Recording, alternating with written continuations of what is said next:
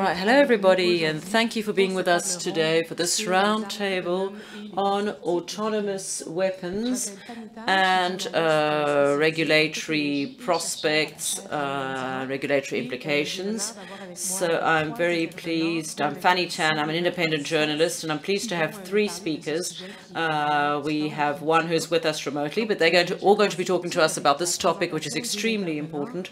So I'm going to start by introducing the speakers to you. You have General Jean-Paul Paloméros,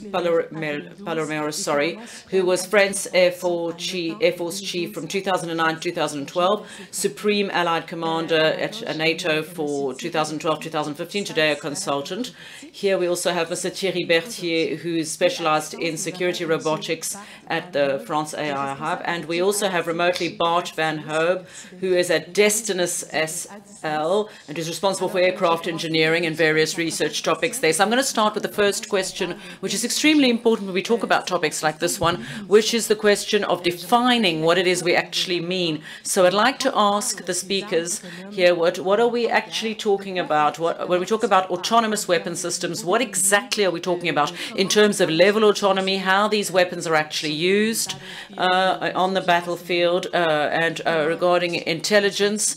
So how are they used? I have no specific order to, so whoever wants to answer can start. I can start. Well, thank you. Thank you very much. Thank you for joining, for being with me and joining me on this roundtable. And really thank you to the organizers of this forum. I was one of the organizers. It was called FIC at the time. And I see it's continued to grow. I see it's become a really important event. And you're here, and I think you all know that it's an extraordinary and unique place where we can talk about all these topics, and it's a really fascinating topic that we're addressing today. So thank you to all of you for being here. Now, just to begin, a quick anecdote.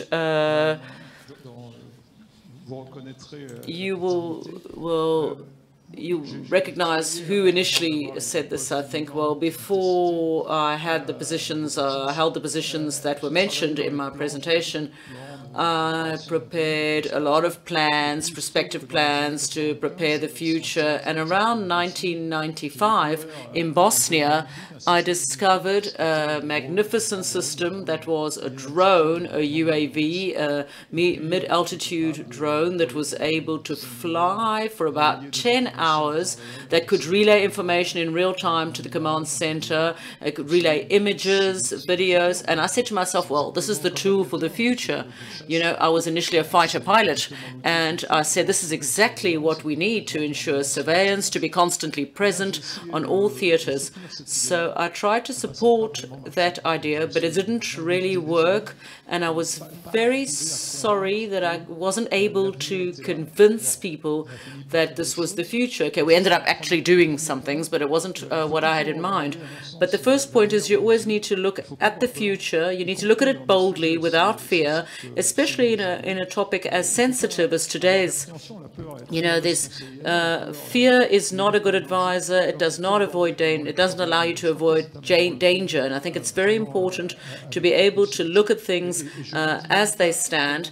And I can tell you that it was very difficult once we acquired these UAVs, these drones, and to get them to be accepted by the political leaders of putting weapons on these drones. Then was the next step, and that was extremely difficult to get our political leaders to accept.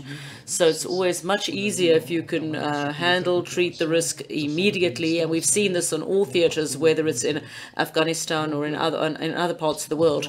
So as a preamble, I just want to say we shouldn't be afraid. I think we need a clear-sighted vision. We need to analyze the issues at stake, and that's where we will identify a certain reality.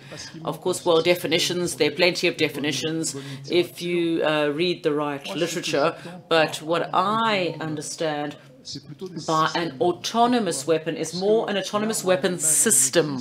Well, the weapon in itself exists, but it exists only because it's been designed for a particular purpose. It's been designed by humans, well, by experts, at least one would hope so, at least by people who thought about what it was going to be used for. Most of the time there was a concept for the use of the weapon. So how is it supposed to be used with its limitations, with its added value? And then a sort of doctrine, an implementation, and then a responsibility in programming for weapons that can be programmed. We talk about cruise missiles. That was one of the real success stories. And we talked a lot about these, the different modes of navigation to ensure that they were autonomous. And this is paying off today in the field for the Ukrainians at any rate. And then, of course, the implementation, how all of this is actually used and implemented. So what I mean here at this stage in our thought process, an autonomous weapon is autonomous only because you give it the authority to be autonomous and because it was designed with many questions around that, of course, many questions around the nature of the sensors that you're going to use. Do you want at a given point of time to be able to recover control of the weapon? We might have a question on that as well, I guess. Do you want this weapon to be able to communicate in real time? What are the effects of the weapon? What will it produce? What effects can it produce? We can talk about autonomous weapons that are direct attack weapons. We talk about kamikaze drones. Well, they're not actually kamikaze drones. But okay, they're drones, so they're being sent. It's better than sending men to do that, of course. And what, do you want the information in real time? Do you want the assessment of what is being done actually being done? If you can't do that, you cannot refocus what you're doing. You cannot assess the effectiveness and the efficiency of what you're doing. And then there are questions regarding edge computing, onboard intelligence, embedded intelligence. What do you want to include in this autonomous weapon to see what you want to understand, and so that the weapon can correct its own trajectory? Regarding the fighter pilot, that's what the fighter pilot does. And so in my way of seeing things is that we cannot discuss the definition of an autonomous weapon only by referring to principles. We have to include that thinking in a weapons system and a human system, also a cooperative system, as it were. And that is what I'm going to be saying most, and that's I really believe in cooperation, in augmented intelligence, and that is what I want to focus on. If I were a decision maker today, that is how I would build autonomous systems at all levels, bearing in mind that, of course, defining an autonomous system that is strictly going to respect the rules, rules that are sometimes not entirely clear, diplomatic issues, conventions, agreements. Of course, that raises real issues. But to complete this introductory comment, if today there were very precise and effective autonomous weapons, perhaps we could use them in some theaters, and I won't say which ones, but you can guess, I imagine. First of all, thank you for inviting me. Now, regarding the definition of autonomy, well, autonomy is a word that up to 2018 was totally taboo in France. It was very difficult to write the word autonomy in France because immediately you were in trouble with the dark side of the force, so it was forbidden. But when we talk about autonomous weapons today, we have to talk about the level of autonomy. And I I published an article in the National Defense Review in 2018 to define 6 levels of classification of autonomy. So 0, which is a teleoperated weapon without any embedded intelligence or onboard intelligence other than the human intelligence operating the robot. Then 1, with some sort of onboard capacity or capability capability to replication, then level 2 to level 5. Level 5, a totally autonomous weapon, which can do a target search without being asked to do so, qualification of the target and treatment of the target, and refers to no one. And that where you can't even take control back, so you can't even get your control over it again. That's a total level of autonomy. That's what we called the Terminator at the time, in fact, in a, rather crude language. And, in operational terms, it's not very useful at this point. It's a system where you cannot take control without destroying it. Well, it's not very... So I said L0 to L5, so that's 6 levels, as I was saying. I don't claim that this is the best form of classification, but it's starting to be used today, including in the US. And this makes it possible to know what it is we're talking about when we talk about autonomous or semi-autonomous weapon systems. I also gave some information.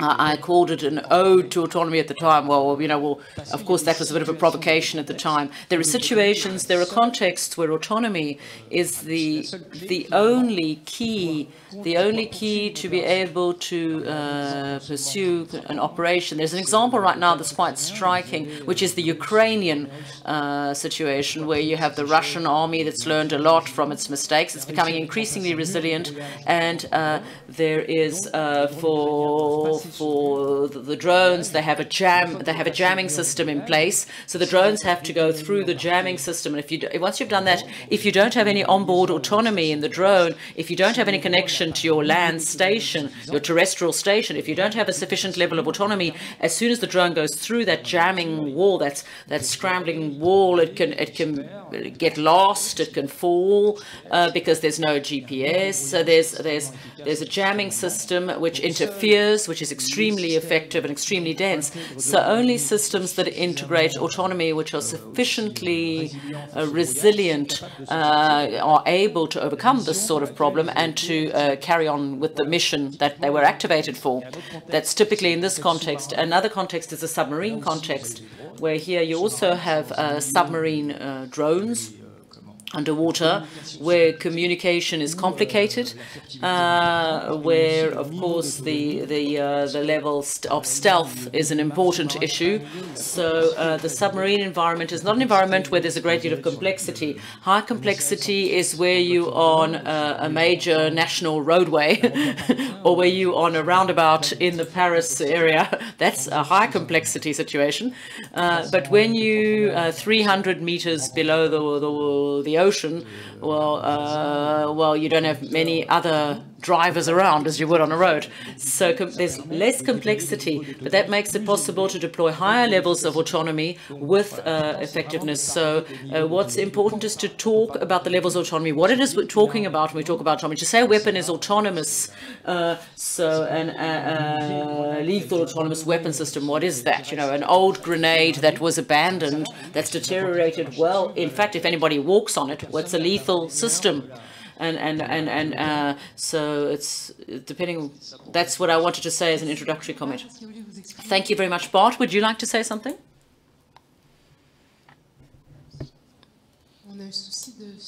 I think, can we...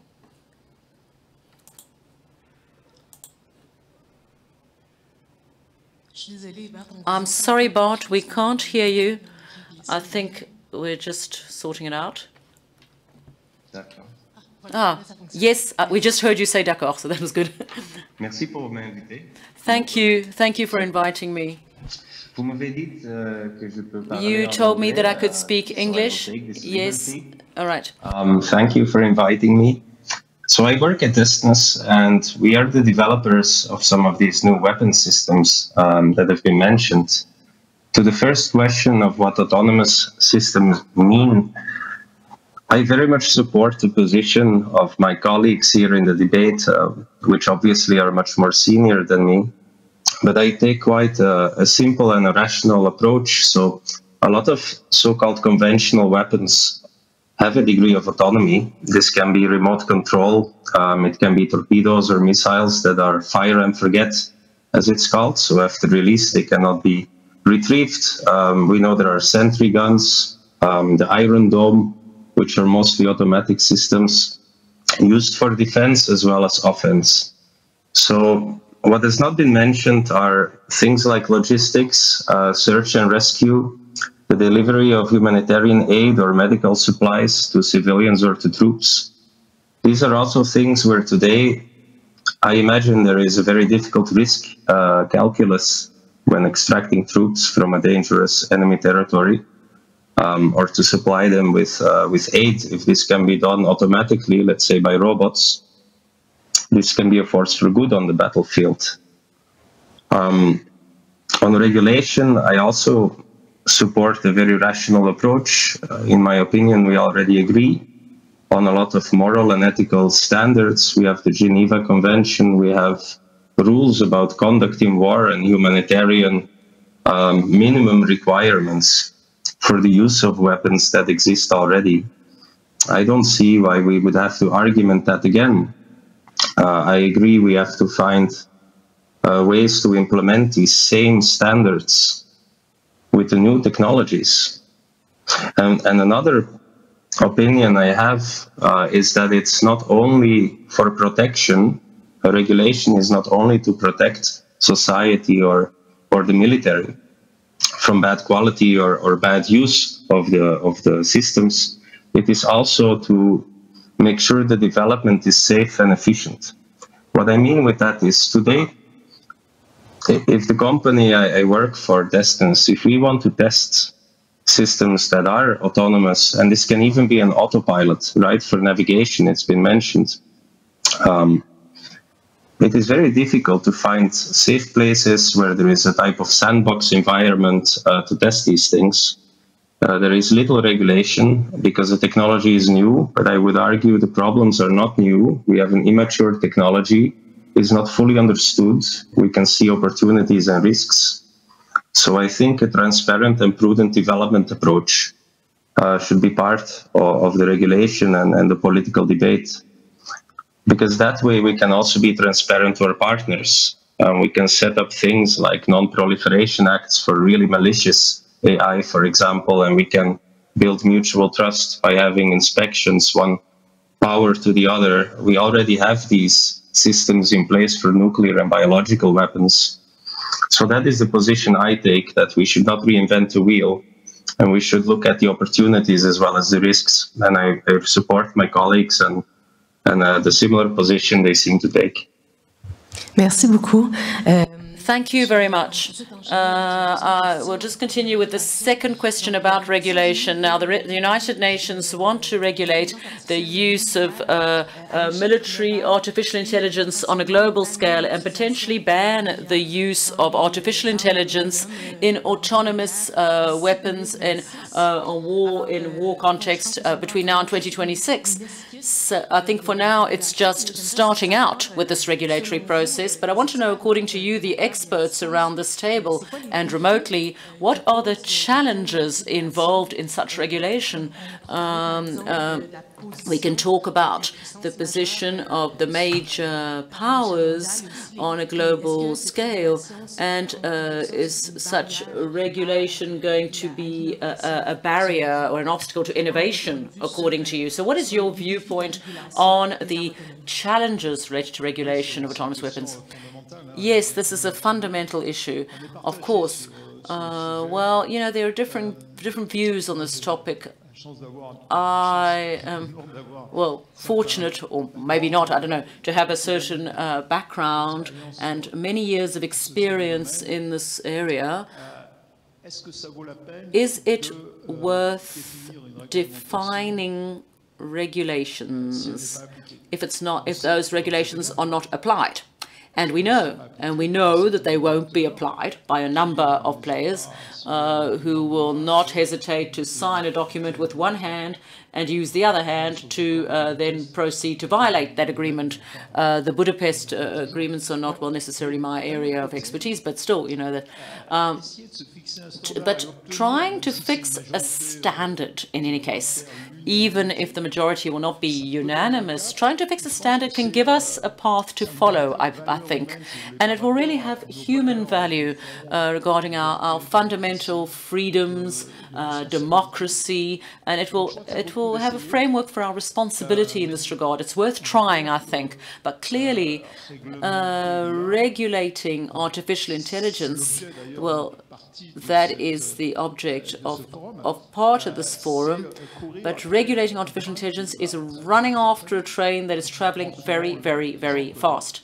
And, you know, thinking about the parallel, the exponentiality of digital transformation and all these transformations and linearity of the functioning of our institutions. So that's going to be quite difficult. But I think it's still worth a try, at least to raise awareness of the issues at stake and their relation to human values, so that there is an aggregation of all of this. Now, we don't want to have walls that are too rigid.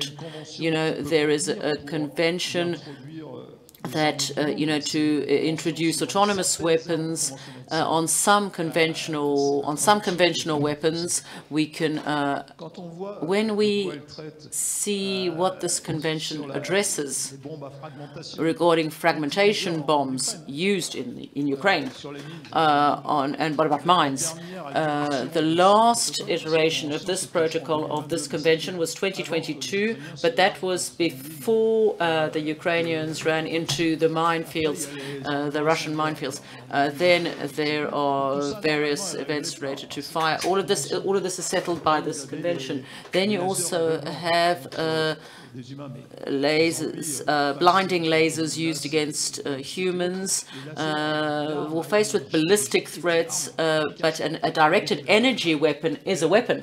So of course it's not necessarily directed towards the pilot, but if you want to stop, so you would have to use those weapons. So it's of course all the explosives as well, which remain on the ground. And you imagine in Ukraine what is going to happen with those in the years to come. So it is true that this convention, which can include autonomous weapons in one form or another, has merit, because it refers to certain values, even though they're not applied by everybody. But however, it must not it must not prevent us from being imaginative. We have to defend ourselves against this sort of weapons. Of course, we have to be able to develop them. We have to be able to develop defense structures, to see the weaknesses, to see the strengths. We have to have the courage to try. We might talk about this. The Americans are doing many tests. They're trying to define a doctrine, and we can see to what extent they will follow that doctrine and what its limitations will be. But when you talking about proportionality rules, for example, including that is not simple. And when you see the way in which the conventions and agreements are written, well done for those who in algorithm form are going to have to express that and translate that.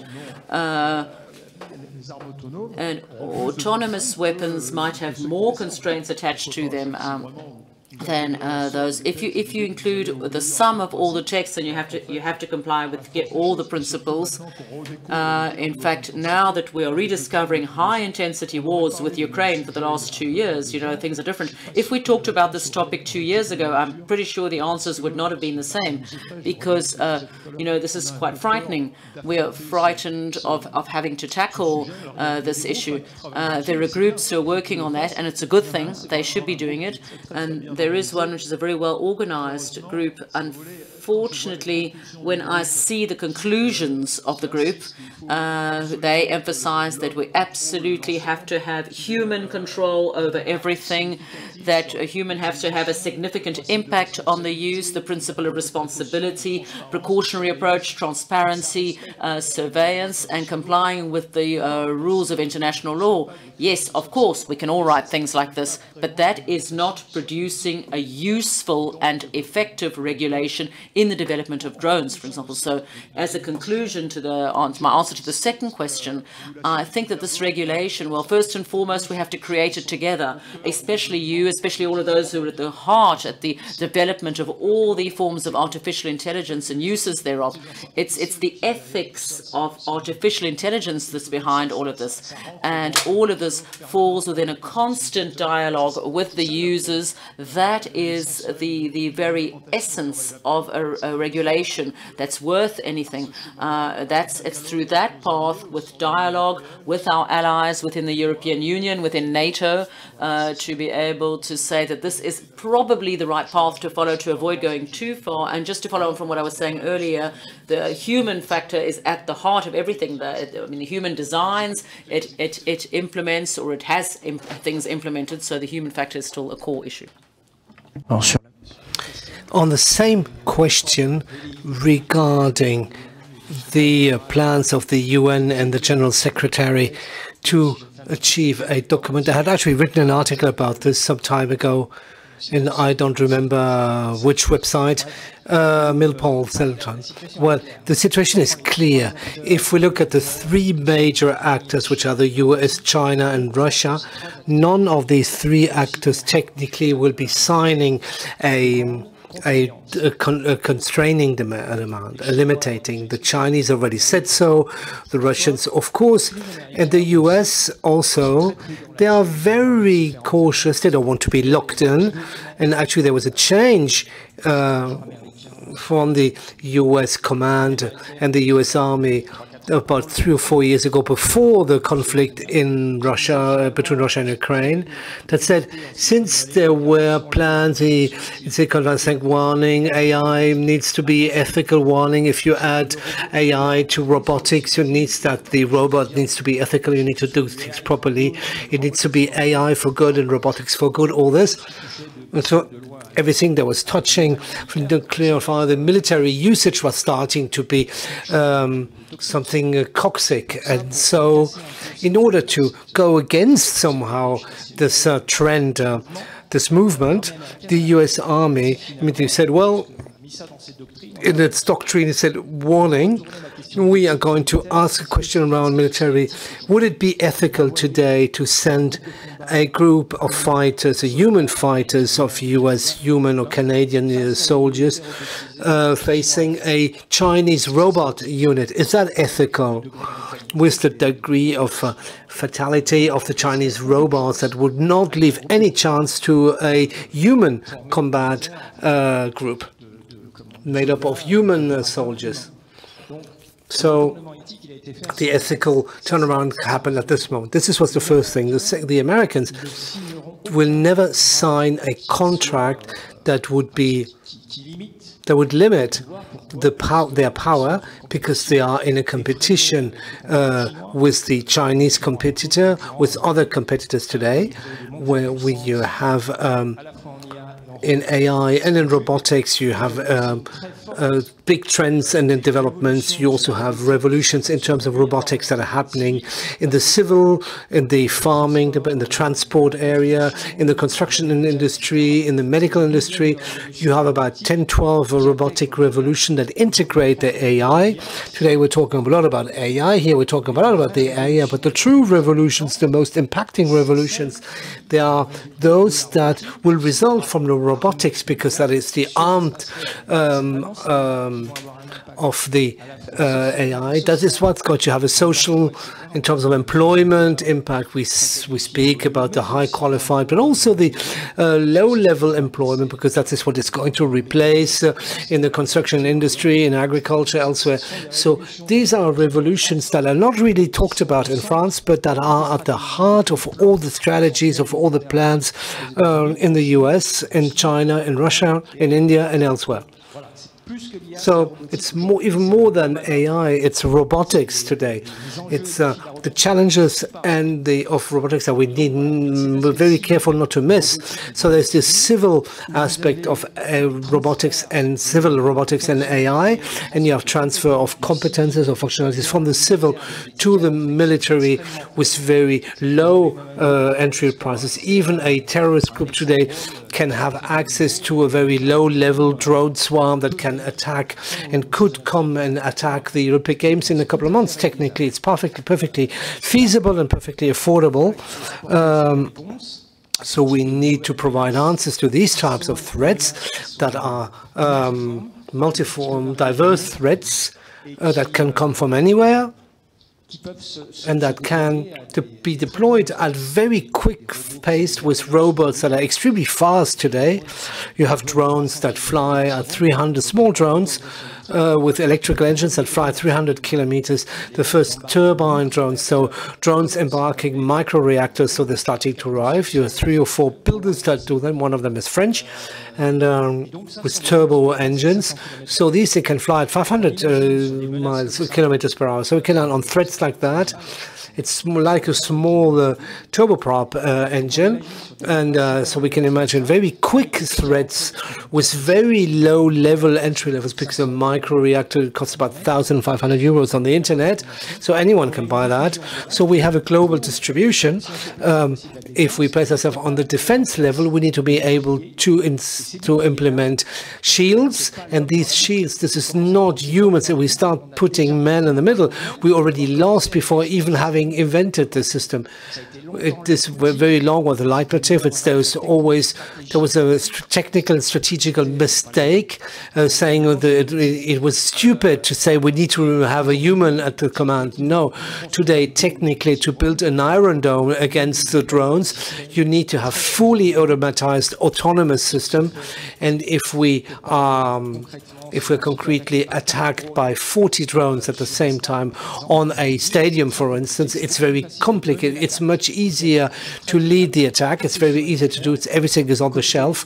But from the defense, from the against the threat, the complexity and the algorithmic complexity to build a efficient anti-drone dome to counter these attack of 40 drones. And we're talking about big swarms here. We're talking about no super swarms. That is extremely complicated. It's costly. The advantage is clearly with the attacker, and the defense is very difficult. If we haven't got AI and we start doing regulations, then we can't build drones, anti-drone systems. Today, to attack the 30 drones, we're going to have to implement drones. We have to fight drones with drones, to automatic interceptions of the drones with very high speeds, 200, 300, 400 kilometers per hour. No human is able to pilot a drone at 300, 400 kilometers per hour. It's very difficult. And to target another drone and to attack it and to have it blow up with kinetic energy and then start again for another one. Technically, that is what we're trying to achieve. These are also the challenges of the anti-drone struggle. If we are not on a highly autonomous model, then it cannot work. Thank you. Yeah, if I may, this is exactly what Destinus is developing, and I would hope that this is what Europe needs. And my question to the audience, or maybe the speakers, is what is Europe doing to make sure that we stay at the state of the art and that we are in the list of Russia, China, and the United States?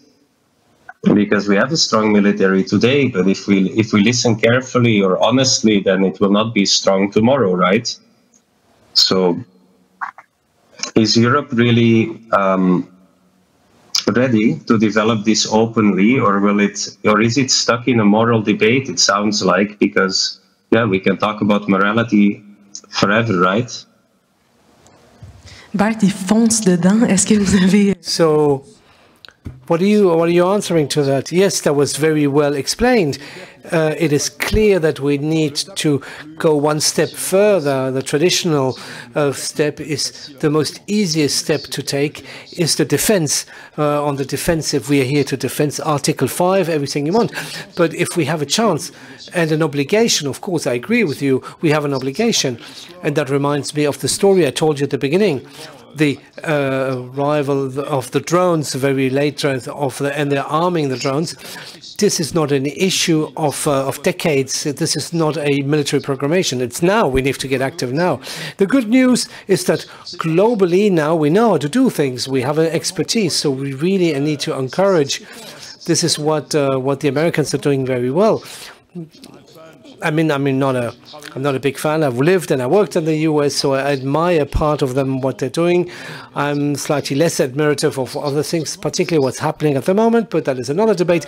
But they are able to develop synergies between different industries, be it in a very upstream innovation with ENDAPAM, with the DARPA or in the labs, what they're doing at the moment for the Ghost Rider program for the U.S. Air Force in their research laboratories.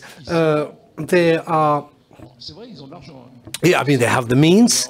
They have a couple of billions in their defense budget, and their defense budget, they're clearly feeding into research and development. They give the test things. They have antennas within the universities.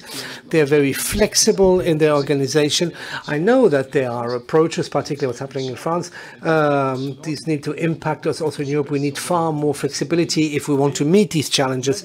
And we have brains, we have talents. I'm sure that some of them are here in the audience that have a certain number of answers on that. That is the defense of our liberties, of our democracy, of our territories. It is defense against terrorism, because, of course, all these are tools. These are all excellent tools for the terrorists. What could they find better? As you said, the drone swarms. A drone swarm is something we haven't yet seen them, but the minute there will be impacting, it will be highly impacting. So will be thunderstruck, and but we can't completely separate the defense from the offensive. We also need to take advantage of that, because on the offensive part, where we're less at ease here, I think we need to be more hybrid in the first stage to ensure that we go very far without going too far. It's difficult to say, but from the moment on where we have the cycle design, you master basically. Of course, in the design, you can have assistance. You have assistance in design with AI, with computers, and with AI. But it's the mastering the entire cycle from the beginning to end. And of you who work in AI, you know perfectly well this process. And if we look at these rules, and to do it collectively, we cannot be able to tackle anything in stovepipes and silos. There needs to be a dynamic between the operational need and the satisfaction of that we're learning, and that we have a learning curve that is extremely fast, and so that we know also that we be as reactive and flexible in finance. I know that public finances are regulated. We need to find a way, else we are going to miss the train. The train is already running, and we won't even be able to jump into the last wagon, and there will be no second train. So these issues on the new armament, of new technologies, really forces us to think about the AI train that's already left the station, and it is picking up speed, our defense, our security, and the way we want to assume it. And of course, the example of the war in Ukraine, that is really a call for everyone. It's an electroshock in many areas that we talk about in the media, but also from the future of warfare. So let's not miss this step, because else it will only be our fault the day we'll have this threat and saying, damn it, man, we haven't thought about that. The people say, oh, we hadn't thought about the drones that are. I mean, I'm sending them back to the literature saying, look, it's not that we had thought about it, we didn't want to do it. That's different. And very concretely, also in France and in Europe, we have advantages and we have disadvantages. We have segments on which we are very good, particularly on everything linked to research, on the publications, on the academic research. We have labs at the Polytechnical School, at the higher engineering school. We have researchers that are true stars in AI. Let's not get me wrong on the stars of AI. The stars are the researchers that publish, not the other ones. That is a very important thing, so we should not be wrong. In France, we have academic research on AI that is a high level, that is appreciated from the US company. That is a good thing. But where we're not as good is on the financing of the innovation. Just to give an example, if you go to the US and you look on the the internet a company, extraordinary company that's called Anduril. They have been able to raise $1.48 billion to develop systems, autonomous systems at different levels of at different levels of autonomy. This is a US company that did a record financing, and that every 3 months comes out with new systems with lots of money. You can hire the best at worldwide level in AI, in machine learning, in computer vision, in the field of captors, of mechatronics, and with $1.48 billion of financing, you can go very fast and you can solve very high-level issues. You'll be at top-notch, at state-of-the-art constantly, and there's probably one of the most innovating actors of the planet, and go very quickly on many things. So the US, they have this strengths that we do not have, neither in France nor in Europe. So we're not playing on the same field. We don't have the same level of financing. On top of that, in Europe, and we have a certain number of investment funds that have charters, socially responsible charters, ethical charters that do not want to invest in the vice tech. The vice tech, that's all the technologies where you have everything that link AI for pornography and also AI for military. That's part of the vice tech. So no porn, no army. As long as we have limitations like that, we have basically chains around our legs, and we're late on other competitors when it's not enemies, adversaries. So our weaknesses, the government can't do everything, but obviously on the financing aspect, it's very complicated. It also raises the issue on, is the right scale in Europe? Can we build a Europe of the defense? I'm not very qualified to speak about this. It's going to happen one day. Are we on the right track? Our interests converging with those of other European countries towards more questions than answers like that. We have advantages, but we also have some weights on our feet that are holding us back, and it will be not easy to get rid of them.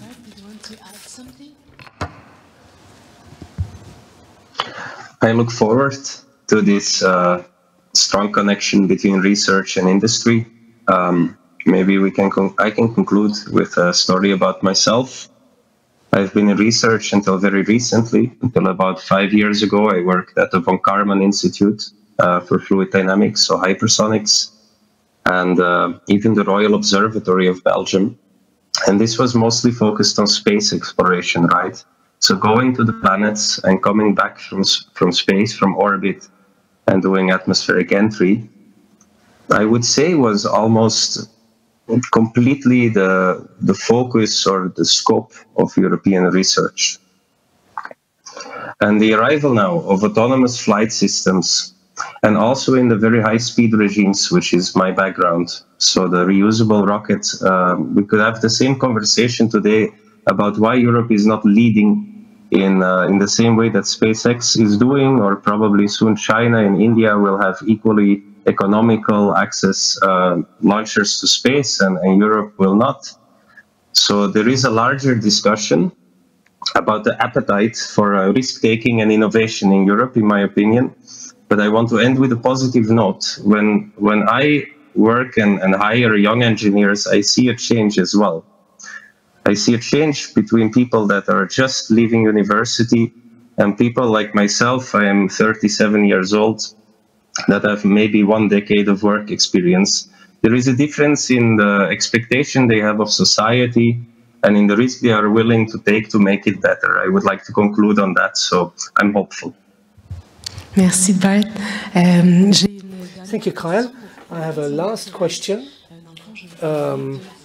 I would like to project yourself. There's many things that many people don't like to do that. I wanted to ask you, in your interventions, what are the challenges, the most important challenges today or tomorrow regarding the use of these autonomous weapons?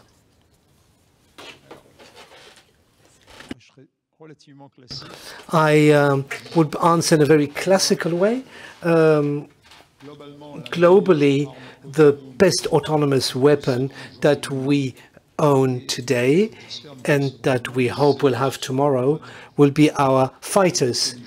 on the to have the intelligence, the motivation that we train and that we need to train with the new technologies or the new approach. And that's globally, and it's my experience. They are the ones who will be the most biggest source of innovation if we give them the responsibility. And what the Ukrainians are doing at the moment, it's remarkable. They're forced to do it, and the war forces you to have constraint and gives you responsibilities. That's what it, and if they wouldn't be doing it, Ukraine would have been disappeared for a long time ago. So it's to keep this human-centric approach,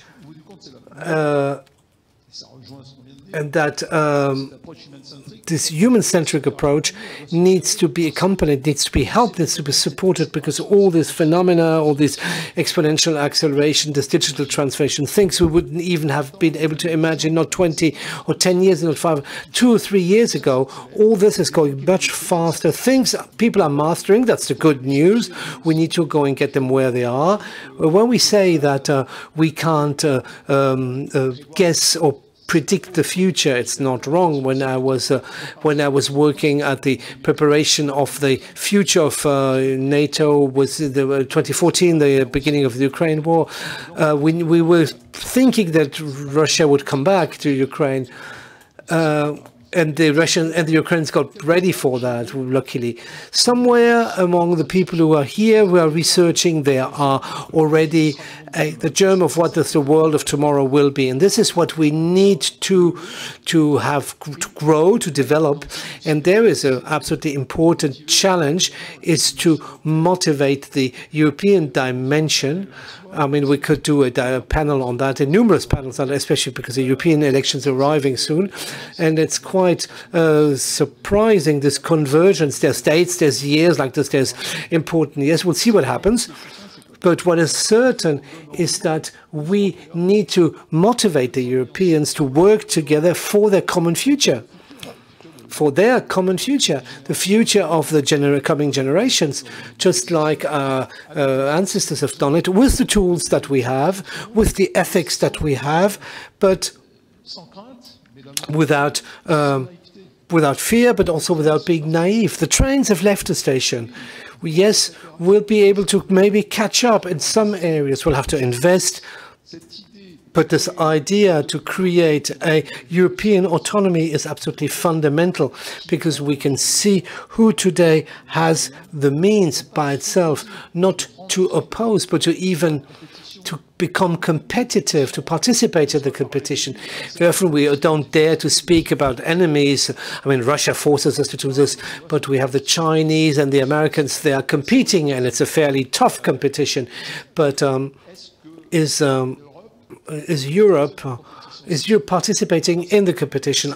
In some areas we try to regulate, but regulate without doing, that presents limitations. For us, the challenge is here somehow with France, with Germany, with all the countries that make up Europe. That is, I mean, that is not that is quite an important. I mean, 350 million, and a GDP that is fairly interesting. If we look at all the entire GDP at the European level, that is the world of tomorrow.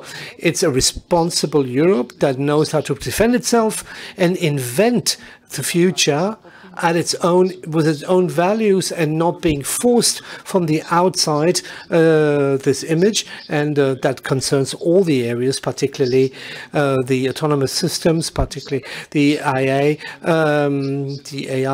because this automatization of our society, if we don't want it to happen against us, then we need to own it in order to make a strength out of it and develop a society that relies on these strengths.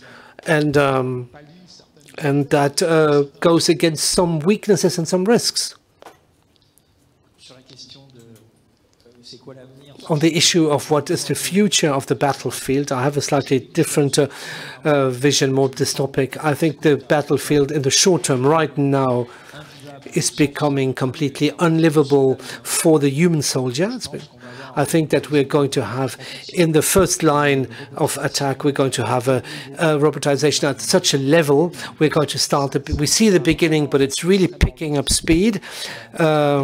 at such a level that the human soldier will not be able to even stay without any specific protection on the front line, and he will have a level of vulnerability faced compared with the group that its lifespan and probability will be very weak on the battlefield in the first contact area. So I think that we are arriving in a situation where the first confrontations will be between completely robotized units, in the air, on the sea, on the land, and there will be an advantage from adversary A, the blue flag against the red flag, based on the robotic units. This is part of the conventional forces, but it creates a saber revolution, as that's what we've seen at the end of the war with the nuclear weapon. That is what is expecting us. So it's going to be very difficult. I can give you a very concrete example that on my LinkedIn account, I've posted it a week ago, that it's going to be sent. It's a video in Ukraine where you have a Russian tank that is being hit by a first teleoperated drone, and then you have so it's about 2 kilos of explosive on a drone that costs between less than $15,000, and then hits a very expensive tank. Not only is the tank dead, but the people outside, they have not been wounded, and so you have 3 or 4 teams coming on, and each of the members of the team is being neutralized one after the other by small drones that are charged of 500 grams of explosives, and that play with the poor guys who are running away. And I mean, it was a Russian team that was neutralized by Ukraine, but you have exactly the same symmetric situation from the Ukrainian side with the Ukrainian teams being attacked. It's perfectly symmetric in the high-intensity conflict. And this illustrates the fact that the battlefield is going to become very quickly. The video is terrible. You see the guy who's starting to shoot with his AK against the drones. He's trying to personally kill the drone. Of course, he doesn't manage to kill it, but the drone is very fast and very agile. And in the end, the drone, and he runs and he hides. And once the Ukraine operator kills the Russian operator, and he kills 3 soldiers like that. This explains the unlivable aspect of the front line for the human fighter. If this human fighter does not have an anti-drone system, who would have protected his tank at the beginning and would have hit the lethal drones, offensive drones? So we're still in a robot units against robot drones, and this war is picking up speed much faster than what we're imagining in France. Sometimes we say it's science fiction. No, even here, people saying, no, it's science fiction, it's not going to happen. No, it's already happening, and it's already on the shelves, and it's cheap.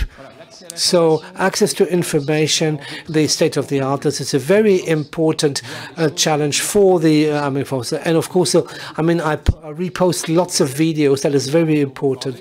But the drones you mentioned, for the moment, they're teleoperated by the Ukrainians. Yes, these ones, they're teleoperated because the Ukrainian operator, he was having fun killing off the Russian soldiers, and he's documented it by writing, saying, look how the guy is running away from me. But that is the harshness of the combat and fighting against a human adversary. We have lots of number of the First and Second World War, but fighting when you're human against a robotic unit for more or less autonomous, it's completely different. And I think psychologically that raises questions. Not really. I thank you for the opportunity to be here, and I learned a lot. Merci. Écoutez, thank you. I don't see you, the audience. So yes, there's an arm here.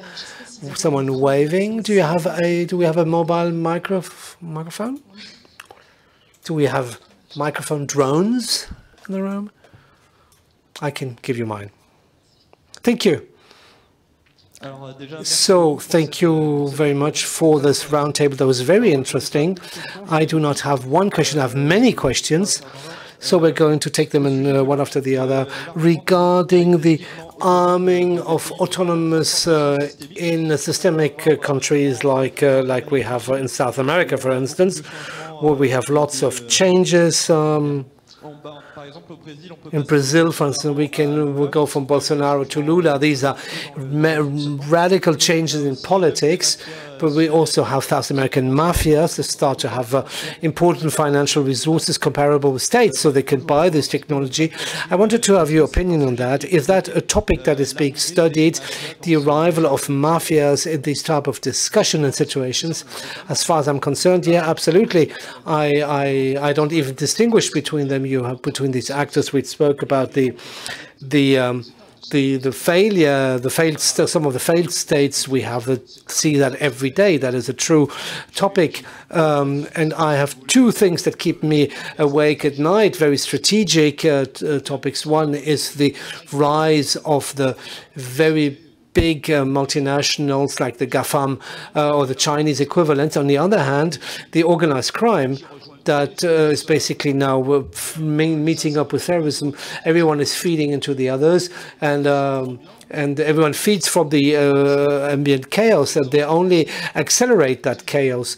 And on the other hand, everybody knows that there's no surprise. Yes, well, your question is basically the defense of our societies. We must think that it's not just defending our borders with NATO or the EU, it's the daily defense of our society, because if all these threats bring us to not be able to protect big events, since we're talking about the Olympics, we need to mention at least once in each intervention.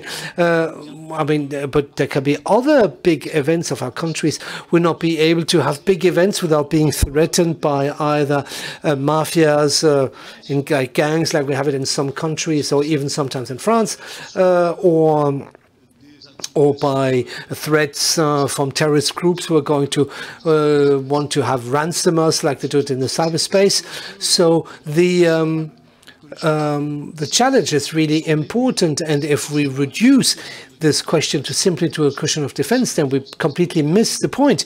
And even if defense is important, and we are really in an area of collective defense, and that is also why we need this energy, and why to bring all these strengths together to get all of us together. And even the investors we need today, I'm constantly telling them, it's your defense. If you don't invest your money into these companies tomorrow, you will not even have the leisure to invest your money. Your money will be gone. It will be in the hands of others, and you will have lost your leverage. To answer your questions on the countries in South America, there's a super example. It happened in Mexico a year and a half ago, where the cartels have acquired drones. The first cartel that started to understood the interest of the charge releasing drones. So basically, you mount a grenade. It costs a couple of $100s on the drone, and it's extremely efficient to be able to eliminate a competitor in the jungle on production sites of cocaine. So instead of sending an army or armed teams into the jungle, classical teams where you have people dying and it's expensive, here for a couple of $100 they developed a mini army of drones with radio-guided drones, and it worked so well that the opposing cartel immediately learned the lesson and did the same. And now we're starting to have cartel wars via drones, even in urban areas. So these people started using MTOs with very small charges that hit people in a pickup, in a truck, with not many collateral damage. But the people in the truck, they're all dead, and it cost $500 plus the grenade to eliminate 4 people who were heavily armed. They could have defended themselves. So this is in Mexico today. We already have that everywhere. And in order to promote themselves and attract specialists, they film, of course, their attacks. And this is a marketing video to hire drone operators, battle-proof drone operators. I'm sorry, I'm going to have to cut short.